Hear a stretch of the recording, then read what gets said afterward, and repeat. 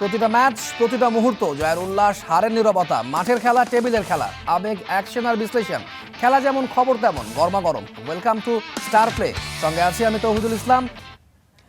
হামজা সমিতদের কোচ নির্বাচন নিয়ে কাটছে না ধোঁয়াশা। চূড়ান্ত সিদ্ধান্তে পৌঁছাতে দুপুরে ক্রীড়া প্রতিমন্ত্রী আমিনুল হকের সঙ্গে বৈঠকে বসার কথা ছিল বাফুফের, তবে প্রতিমন্ত্রীর ব্যস্ততায় স্থগিত হয়েছে সেই মিটিং।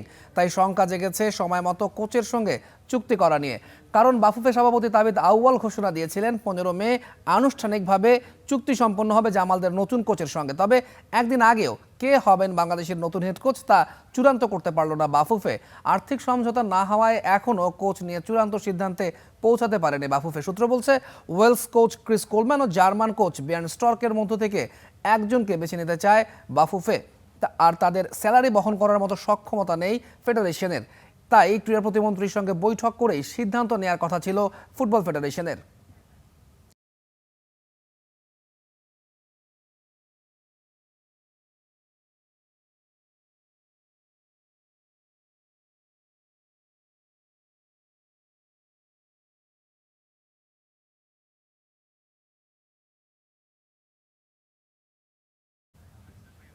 ফুটবল ফেডারেশনে রয়েছেন সহকর্মী মুশফিকুর রহমান। বাফুফে মন্ত্রণালয় বৈঠক বাতিলের বিস্তারিত জানতে সরাসরি যুক্ত হতে চাই তার সঙ্গে। মুশফিক, নিশ্চয়ই আমাকে শুনতে পাচ্ছেন। আমরা দেখছিলাম ফাহাদ করিম, যিনি বাফুফের সহসভাপতি, কথা বলছিলেন। কি জানালেন তিনি?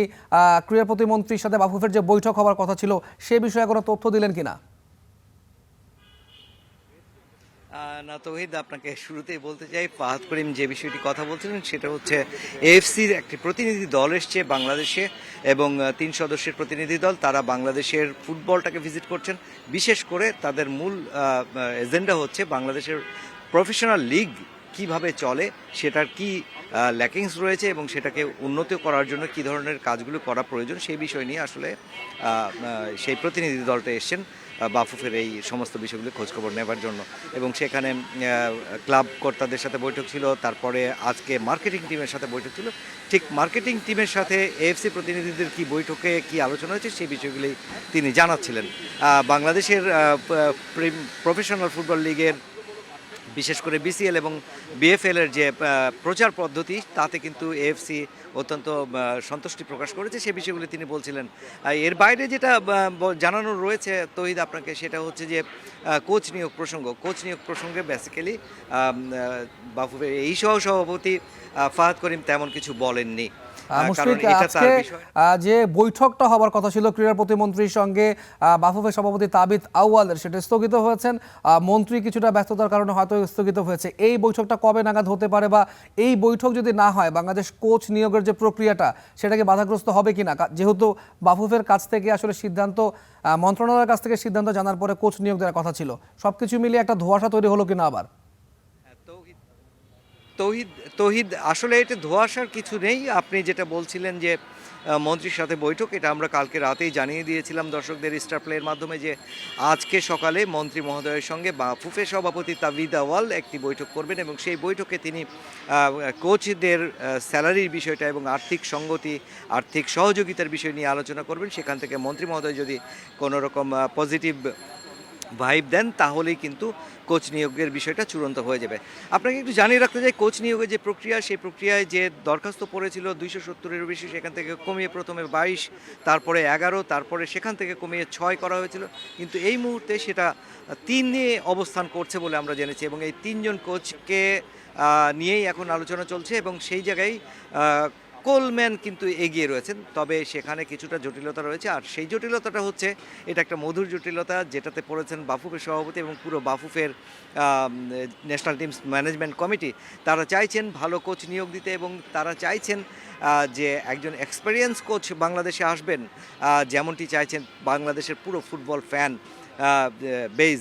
কিন্তু সেই জায়গায় বড় সংকট হয়ে দাঁড়িয়েছে অর্থ, কারণ কোলম্যান চেয়েছেন 60 থেকে 70 হাজার ডলার, যেটা প্রতি মাসে, এবং সেটা হচ্ছে কিন্তু তার খুব ফুল কোচিং স্টাফ সহ, কিন্তু সেই টাকাটা কিভাবে জোগাড় হবে বাফুফের, এবং এই এত টাকা ইনভেস্ট করবে কিনা বাফুফে, কারণ হচ্ছে যে এই আসছে 2 বছরের জন্য যে চুক্তিটা হবে সেই চুক্তিটার আওতায় কোন কোন খেলাগুলো পড়ছে, কোন কোন কম্পিটিশন রয়েছে, সেই কম্পিটিশনগুলো আদতেও আসলে গুরুত্বপূর্ণ কিনা সে বিষয়গুলোকেও কিন্তু মাথায় রাখতে হচ্ছে। আপনি জানেন যে একটা সাফ চ্যাম্পিয়নশিপ হবার কথা রয়েছে, কিন্তু সেই সাফ চ্যাম্পিয়নশিপটাও কিন্তু এখন অনিশ্চিত হয়ে দাঁড়িয়েছে। এমন অবস্থায় এত টাকা ইনভেস্ট করে কোচিং স্টাফ নেওয়া হলো, তারপরে আন্তর্জাতিক বড় কোনো টুর্নামেন্ট, বড় কোনো কম্পিটিশন থাকলো না বাংলাদেশের জন্য, সেটাতে আসলে ক্ষতিগ্রস্ত হবে কি বাফুফে নাকি লাভবান হবে, সেই বিষয়গুলোও চিন্তা করা রয়েছে। সে তার বাইরে যে বিষয় রয়েছে সেটি হচ্ছে, আপনি যখন এত টাকা বেতন দেবেন, ফিফার নিয়ম অনুযায়ী কিন্তু আপনাকে যে কোনো সময় চুক্তিভঙ্গ করতে পারেন না। চুক্তিভঙ্গ করলে আপনাকে পূর্ণ টাকা দিতে হবে। সেক্ষেত্রে সরকার যদি আর্থিক সহযোগিতা দিতে চায়, সাপোর্ট দিতে চায়, সেটা কতক্ষণ স্থায়ী হবে বা কতক্ষণ দেবেন, তারা কয় মাস দেবেন, সেটা নিশ্চিত না হওয়া পর্যন্ত এমন একটি সিদ্ধান্তে যাওয়া কিন্তু খুবই মুশকিল বাফুফের জন্য। এবং সেই মধুর জটিলতাটাই এখন ভুগছেন বাফুফের সভাপতি এবং ন্যাশনাল টিমস ম্যানেজমেন্ট কমিটি। সেই জায়গায় বিষয়টা অবশ্যই অনেক চিন্তাভাবনা রয়েছে এবং অনেক পরামর্শ করে সিদ্ধান্তটা নিতে হবে। মুশফিক, আপনাকে অসংখ্য ধন্যবাদ আমাদের সঙ্গে যুক্ত হওয়ার জন্য, সবশেষ খবর জানানোর জন্য। নিশ্চয়ই আপনি সেখানে থাকবেন এবং আপনার মাধ্যমে পরবর্তী সংবাদগুলো আমরা দর্শকদের জানাতে পারবো। প্রথমে না রাখা হলেও সান মারিনোর বিপক্ষে প্রাথমিক দলে ফেরানো হয়েছে আনিসুর রহমান জিকোকে। বুধবার তার ভিসার কাজও শুরু করে দিয়েছে বাফুফে। আগামী মাসের 5 তারিখ সান মারিনোর বিপক্ষে মাঠে নামবে বাংলাদেশ। ভক্তদের তোপের মুখে পড়েই কি আনিসুর রহমান জিকোকে ফেরাতে বাধ্য হলো বাফুফে?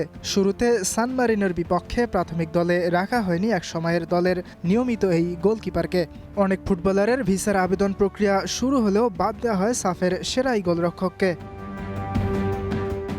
জিকোকে বাদ দেওয়ায় শুরু হয় তুমুল সমালোচনা। হাবিয়ার কাবরেরা ইচ্ছা করেই জিকোকে দলে রাখতেন না, যা আগে নিজ মুখেই স্বীকার করেছেন বসুন্ধরা কিংসের এই গোলরক্ষক। হলো আমি একটা ম্যাচে খেলায় আমি মন খারাপ করছিলাম, হয়তো কোচের সাথে কথা বলি না, কোচ আমার সাথে কথা বলে নেই, এখান থেকে কোচ আমাকে ইগনোর করা শুরু করছে আর কি।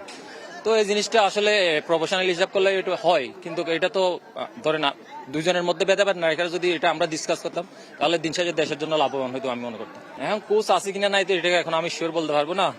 আমি আশা করি সবসময় রেডি ন্যাশনাল টিমে ব্যাক করার জন্য। কাবরেরার বিদায়ের পরেও পাল্টায়নি পরিস্থিতি।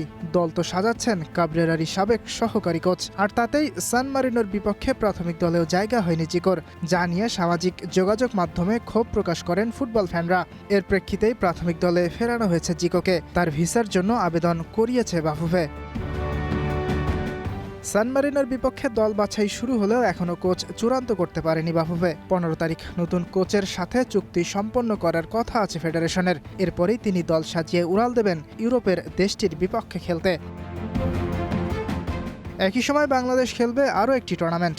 মালদ্বীপে 4 জাতির টুর্নামেন্টে অংশ নেবে ভিন্ন একটি দল। সেই দলের প্রধান কোচের দায়িত্ব পালন করবেন মারুফুল হক। ইয়াসির আরফাত সবুজ, স্টার প্লে। এবার ইউরোপিয়ান ফুটবল। সেরিয়া টাইটেল জয়ের পর কোপা ইতালিয়ার চ্যাম্পিয়ন হলো ইন্টার মিলান। ফাইনাল লাৎজিওকে 2-0 গোলে হারিয়েছে নেরাজুরিরা। রোমের অলিম্পিক স্টেডিয়ামে লক্ষ্যে কোনো শট না নিয়ে গোলের দেখা পেয়ে যায় ইন্টার। 14 মিনিটে নেরাজুরিদের আক্রমণ সামাল দিতে গিয়ে আত্মঘাতী গোল করে বসেন লাৎজিও ডিফেন্ডার মারুসিচ। ম্যাচের নিয়ন্ত্রণ নিয়ে আক্রমণ অব্যাহত রাখে সেরিয়া চ্যাম্পিয়নরা। ফলো মেলে দ্রুত 35 মিনিটে ব্যবধান দ্বিগুণ করেন Lautaro Martinez.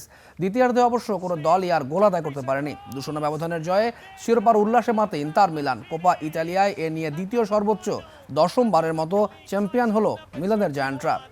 Once more, it's a refrain of winner, winner, chicken dinner for the Nerazzurri.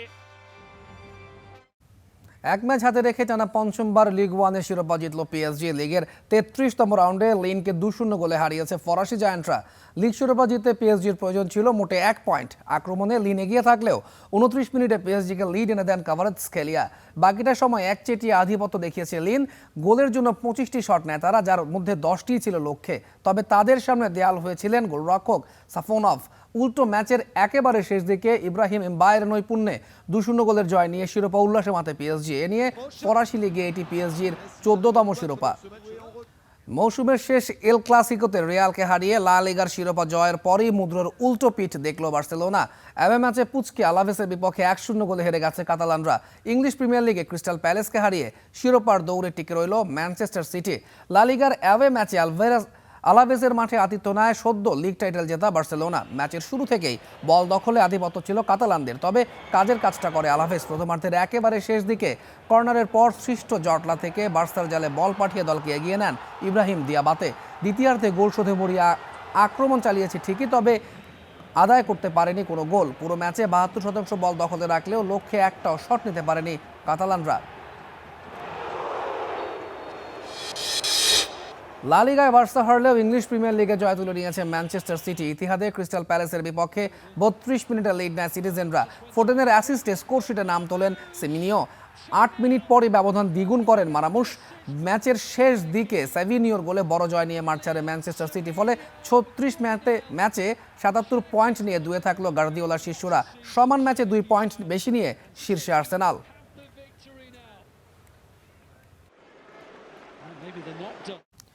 এদিকে মেজর লিগ সকারে চলছে মেসি ম্যাজিক। আর্জেন্টিনায় খুদে জাদুকরের হ্যাটট্রিকে এফসি সিনসিনাটিকে ৫-৩ ব্যবধানে হারিয়েছে ইন্টার মায়ামি। ম্যাচের ২৪ মিনিটে সিনসিনাটির রক্ষণের ভুলের সুযোগ কাজে লাগিয়ে মায়ামিকে লিড এনে দেন মেসি। অবশ্য বিরতিতে যাবার ঠিক আগে পেনাল্টি থেকে গোল করে খেলায় সমতা ফেরান ডেঙ্কে। দ্বিতীয়ার্ধের শুরুতেই বুচার গোলে এগিয়ে যায় সিনসিনাটি, তবে এর ৪ মিনিট পরেই মেসি ম্যাজিক। ডি বলের অ্যাসিস্টে মায়ামিকে সমতায় ফেরান এলএম10, তবে স্বস্তি স্থায়ী হয়নি ১০ মিনিটও। ইভান্ডারের গোলে আবারও লিড সিনসিনাটির। ৭৯ মিনিটে মেসির অ্যাসিস্টে মায়ামি ত্রাতা হয়ে আসেন সিলভেত্তি। এর ৫ মিনিট পরেই মেসির ফ্রি কিক থেকে গোল করে দলকে এগিয়ে নেন বার্তেরামে। আর নির্ধারিত সময় শেষ হওয়ার ঠিক আগ মুহূর্তে নিজের হ্যাটট্রিক পূরণ করেন লিওনেল মেসি। ৫-৩ গোলের জয় নিয়ে মাঠ ছাড়ে ইন্টার মায়ামি। মেজর লিগ সকারের প্রথম গোলের দেখা পেয়েছেন বাংলাদেশি বংশোদ্ভূত মার্কিন প্রবাসী ফুটবলার কাভান সুলিভান। অরল্যান্ডো এফসির বিপক্ষে ম্যাচের ৭৫ মিনিটে স্কোর শিটে নাম তোলেন কাভান। অবশ্য ম্যাচ জিততে পারেনি কাভানের দল। প্রতিদ্বন্দ্বিতাপূর্ণ ম্যাচের ৪-৩ গোলে জিতেছে অরল্যান্ডো। মাঠে গোলের কারিগর ছিলেন কাভান নিজেই। প্রতিপক্ষের ডিবক্সের বাম পাশ থেকে তিনি প্রান্ত পরিবর্তন করে বল পাঠান বেন্ডারের কাছে। সেই বল আবার কাটব্যাকে ফেরত পান সুলিভান। সময় নেননি মোটেও। রানিং বলে শট নিয়ে নিখুঁত ফিনিশিংয়ে গোলকিপারকে বোকা বানিয়ে অলরাউন্ডার জালে বল পাঠান কাভান সুলিভান। ম্যাচের পর ফেসবুকে পোস্ট করে খেলা দেখতে আসা দর্শকদের ধন্যবাদ জানিয়েছেন কাভান। এবারে ফিফা বিশ্বকাপের খবর। ফিফা বিশ্বকাপের খেলার সব রকম প্রস্তুতি সেরে রাখছে ইরান। এরই মধ্যে বিশ্বকাপের আগে দলকে বিদায়ী সম্মাননা জানিয়েছেন দেশটির প্রেসিডেন্ট, ফুটবল ফেডারেশন এবং ফুটবল ফ্যানরা। উন্মোচন করা হয়েছে বিশ্বকাপের জার্সি। তবে এখনও ইরানের বিশ্বকাপে অংশ নেওয়ার বিষয়টি ঘিরে রয়ে গেছে ধোঁয়াশা। তেহরানের এঙ্গেলাব স্কয়ার জড়ো হয়েছেন হাজারো ফুটবল ফ্যান। উপলক্ষ ফিফা বিশ্বকাপ। যুক্তরাষ্ট্র, কানাডা ও মেক্সিকোতে হতে যাওয়া এবারের বিশ্বকাপে অংশ নিতে দেশ ছাড়ার আগে ফ্যানদের সামনে উপস্থিত ইরান জাতীয় ফুটবল দল।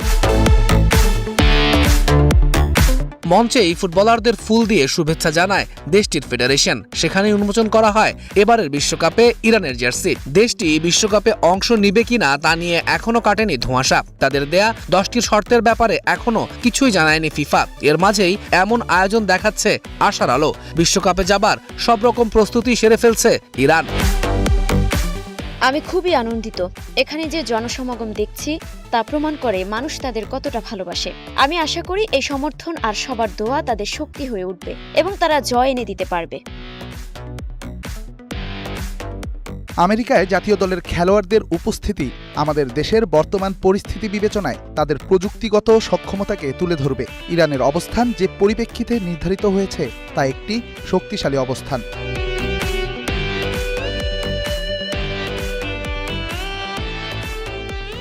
এটা আগের বিশ্বকাপগুলোর মতো নয়, এটি সম্পূর্ণ ভিন্ন। বিশেষ করে আমেরিকার ক্ষেত্রে বিষয়টি আলাদা, যেখানে ভালো খেলে আমাদের প্রতিশোধ নেওয়া উচিত। সম্মানের সাথে খেলে সর্বোচ্চটা দিয়ে চেষ্টা করতে হবে। জাতীয় দলকে বিশ্বকাপের জন্য শুভকামনা জানিয়েছেন ইরানের ফুটবল প্রধান মেহেদি তাজ। আজ আমরা জাতীয় দলকে বিদায় জানাচ্ছি, তাদের শুভযাত্রা কামনা করছি। তারা যেন জনগণের সঙ্গে রাস্তায় আসে, জনগণের পাশে দাঁড়ায়। যে মানুষগুলো প্রায় ৭০ দিন ধরে রাস্তায় উপস্থিত আছে, এটি একটি সংগ্রাম, এটি সম্মানের বিষয়। জাতীয় দলও এখানে এসেছে মানুষের সঙ্গে থাকার জন্য।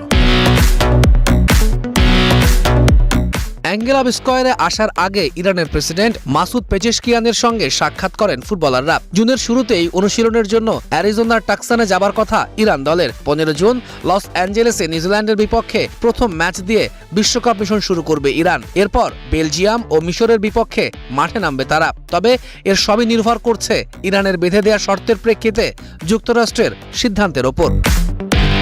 তৌহিদুল ইসলাম, স্টার প্লে। এবারে ক্রিকেট। 2 ম্যাচ সিরিজের শেষ টেস্টের জন্য আজ সকালে সিলেট প্রস্তুতি শুরু করেছে পাকিস্তান। দুপুরে অনুশীলনে নেমেছে বাংলাদেশ দলও। পাকিস্তানের সামনে সিরিজ বাঁচানোর মিশন আর দেশের মাটিতে ইতিহাস করার হাতছানি টাইগারদের সামনে। সকালে পাকিস্তানের ঐচ্ছিক অনুশীলনে আলাদাভাবে নজর কেড়েছেন বাবর আজম। প্রথম টেস্টে ইনজুরির কারণে খেলা হয়নি। সিলেট টেস্টের আগে তাই ব্যাটিং নিয়ে দীর্ঘ সময় কাজ করেছেন এই তারকা ক্রিকেটার। তবে এদিন মাঠে আসেননি শাহিন শাহ আফ্রিদি। ম্যান ইন গ্রিনদের পর টাইগাররা অনুশীলনে নেমেছে। প্রথম টেস্টে প্রথমবার ঘরের মাঠে পাকিস্তানকে হারিয়ে বেশ চনমনে নাজমুল হোসেন শান্তর দল। সিলেটের টেস্ট জিতে সিরিজ বাগিয়ে নেওয়ার অপেক্ষায় এখন টিম টাইগার। সিরিজের দ্বিতীয় ম্যাচ শুরু 16 মে সকাল 10টা থেকে। সিলেটে রয়েছেন সহকর্মী মাহবুব রিমন। সিলেট টেস্টের আগের 2 দলের প্রস্তুতি নিয়ে সবশেষ খবর জানতে যুক্ত হব তার সঙ্গে। রিমন, নিশ্চয়ই শুনতে পাচ্ছেন আমাকে। সকাল থেকে পাকিস্তান দলের অনুশীলন আপনি দেখলেন। তারা প্রথম ম্যাচটা হেরেছে, দ্বিতীয় ম্যাচে নিশ্চয়ই তাদের একটা কামব্যাক করার তাড়না চোখে পড়েছে। সেখানে আমরা দেখলাম আপনি জানিয়েছিলেন যে বাবর আজম দীর্ঘ সময় থেকে ব্যাটিং অনুশীলন করেছেন। দ্বিতীয় টেস্টে বাবরের খেলার সম্ভাবনা কতটুকু দেখছেন, আর পাকিস্তানের বডি ল্যাঙ্গুয়েজ থেকে কেমন মনে হচ্ছে? এই টেস্টে তারা ফেরার জন্য কতটা প্রত্যয়ী? তুলন, পাকিস্তান দলের অনুশীলনের কথা বলবো, বাংলাদেশ দলের অনুশীলনের কথা বলবো, তবে সবার আগে একটু আবহাওয়ার কথা একটু বলতে চাই। এই আবহাওয়ার মন যেন বোঝা দেয়, কখনো মেঘ, কখনো যেন তীব্র তাপপ্রবাহ। সিলেট টেস্ট শুরু হওয়ার আগে কিন্তু আলোচনায় ছিল বৃষ্টি, এবং এমন কিন্তু একটা শঙ্কা ছিল যে সিলেটের টেস্টটা শেষ পর্যন্ত ঢাকাও শিফট হতে পারে, কারণ 90% সম্ভাবনা রয়েছে ম্যাচ ডে থেকে পরবর্তী 3 দিন বৃষ্টি হওয়ার। সকালে আমরা দেখেছিলাম তীব্র রোদ, এখন কিন্তু পুরো আকাশ মেঘ করেছে। অনুশীলনের কথা বলছিলেন নিশ্চয়ই। বাবর আজমকে তো আসলে পাকিস্তান ফেরাবেই, বাবর আজমকে ফেরাতেই হবে, কারণ প্রথম টেস্ট তারা বাংলাদেশের কাছে হেরে কিন্তু একেবারে খাদের কিনারায়। এশিয়ার কোনো প্রতিপক্ষের বিপক্ষে কিন্তু কখনোই পাকিস্তান টানা 4টা টেস্ট হারেনি। বাংলাদেশের সঙ্গে ইতোমধ্যে তারা টানা 3টা টেস্ট হেরেছে। রাওয়ালপিন্ডিতে 2টো, ঢাকায় একটা। এখন লাক্কাতুরে যদি বাংলাদেশ লাকি ভেন্যুতে ম্যাচটা জিততে পারে, প্রথমবারের মতো সেই ইতিহাসও টাইগাররা গড়বে। কিন্তু তার চাইতে বড় বিষয়, পাকিস্তান কিন্তু আজ সকালে ঐচ্ছিক অনুশীলন ছিল তাদের, যে 11 ক্রিকেটার উপস্থিত হয়েছে। 4 জন ক্রিকেটার, যদি আলাদা করে বলি, আমরা শাহিন শাহ আফ্রিদি কে দেখিনি, তিনি আসেননি। হাসানকে দেখিনি, নোমানকে দেখিনি। অর্থাৎ যারা বোলার রয়েছেন, বোলাররা মূলত অনুশীলন করেননি, ব্যাটার অনুশীলন করেছেন। বাবর আজম দীর্ঘ সময় নেট বোলার কিংবা থ্রোয়ার, পেসারদের বিপরীতে কিন্তু তিনি অনুশীলন করেছেন। বাংলাদেশ দল আর যদি ঠিক থাকে মিনিট 10 মধ্যে কিন্তু অনুশীলনে নামবে 2টার সময়। কিন্তু বলছিলাম যে এই যে যখন বলছিলাম তখনই কিন্তু আবার মেঘ ডেকে কিন্তু সূর্য উকি দিয়েছে। মেঘের কারণে আসলে বাংলাদেশ দলের অনুশীলনটা কিছুটা বিলম্ব হয়েছে। যদিও ক্রিকেটার এসেছিলেন, মুশফিকুর রহিমকে আমরা দেখেছি, লিটন কুমার দাসকে দেখেছি। 2 দিন বাকি রয়েছে। কিছুক্ষণ আগে আসলে টাইগারদের যিনি ফিল্ডিং কোচ আশিকুর রহমান মজুমদার, তিনি কথা বলেছিলেন, এবং তিনি বলেছিলেন যে ক্রিকেটারদের বডি ল্যাঙ্গুয়েজের যে দিনকে দিন আসলে উন্নতি হচ্ছে, এবং বাংলাদেশ যে আসলে টেস্ট খেলাটা শিখে গেছে এর সবচাইতে বড় প্রমাণ কিন্তু ঢাকা টেস্টে তারা দিয়েছে। প্রথম ইনিংসে বাংলাদেশ যেভাবে প্রায় হালিখানেক ক্যাচ মিস করেছিল, কিন্তু দ্বিতীয় টেস্টে কিন্তু সাদমান ইসলাম অনেক দারুণ একটা ক্যাচ ধরে কিন্তু ম্যাচের মোমেন্টামটাই কিন্তু বাংলাদেশের দিকে নিয়ে গেছে। সব মিলিয়ে বাংলাদেশ দলের এই ম্যাচটাও আসলে বাংলাদেশ দল জিততে চায়। তবে 2টো অনুশীলন সেশন পাবে, যেখানে পাকিস্তান দল ঐচ্ছিক অনুশীলন করেছে, সেখানে বাংলাদেশ পুরোদমে আজ অনুশীলন করবে, এবং আগামীকাল সকালবেলা বাংলাদেশ দল অনুশীলন। পরশুদিন তো 2 ম্যাচ সিরিজের শেষ টেস্ট। তো এই ছিল আমার কাছে বাংলাদেশ দলের অনুশীলন, পাকিস্তান দলের অনুশীলন এবং লাক্কাতুরার আবহাওয়ার সবশেষ আপডেট। তুলন, রিমন, আপনাকে অসংখ্য ধন্যবাদ আমাদের সঙ্গে যুক্ত হওয়ার জন্য। এবার স্পোর্টসের খবর। স্পোর্টসের বিশ্বমঞ্চে ইতিহাস গড়ার অপেক্ষায় বাংলাদেশ। পাকিস্তানে শুরু হওয়া পাবজি মোবাইল গ্লোবাল ওপেনের সাউথ এশিয়ার ফাইনাল 2026 আসরে দেশ সেরা 4 দল। দক্ষিণ এশিয়ার বাঘা বাঘা দলগুলোর বিপক্ষে এবার লাহোরের ময়দানে লড়ছে A1RG sports, JCGSM sports, CMF sports ও galactic spirit. PMNC Bangladesh spring 2026-এ অসাধারণ পারফরমেন্সের মাধ্যমে দলগুলো এই আন্তর্জাতিক পর্যায়ের টুর্নামেন্টে নিজেদের জায়গা নিশ্চিত করেছে। বাংলাদেশি দলগুলোকে সমর্থন জানাতে দেশের বিভিন্ন শহরে বড় পর্দায় দেখানো হবে খেলাগুলো। 14 মে অর্থাৎ আজ চট্টগ্রাম, 15 মে রাজশাহী এবং 17 মে ঢাকার রবীন্দ্র সরোবরে বড় পর্দায় একসাথে ম্যাচ উপভোগ করতে পারবেন স্পোর্টস প্রেমীরা। এছাড়াও সরাসরি খেলা দেখা যাবে পাবজি মোবাইলের অফিসিয়াল ফেসবুক এবং ইউটিউব চ্যানেলে। আগামী 2 জুন জাকার্তায় অনুষ্ঠিত হবে PUBG mobile global open 2026 final. এশিয়ার মঞ্চে ভালো করে পাবজি মোবাইল গ্লোবাল চ্যাম্পিয়নশিপের টিকিট নিশ্চিত করাই এখন মূল লক্ষ্য বাংলাদেশের। আজকে খেলাও থামবে না, খবর আইন স্টাফের সঙ্গেই থাকুন।